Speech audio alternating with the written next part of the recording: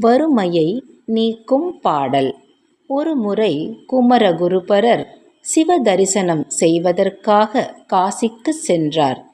அப்போது அந்த பகுதியை ஆண்டு கொண்டிருந்த மன்னரிடம் சிவாலயத்தை புதுப்பிக்க பெரிய பொருளை எதிர்பார்த்தார். அதற்கு அந்த மன்னன், என்னுடைய மொழியில் பேசினால் தேவையான உதவியை செய்வதாக கூறினான். இதையடுத்து குமரகுருபரர் கலைவாணியின் அருளை பெற்று சிம்ம வாகனத்தில் காசி மன்னனிடத்தில் சென்று அவன் மொழியிலேயே உரையாடி வேண்டியவற்றை நிறைவேற்றிக் கொண்டார்.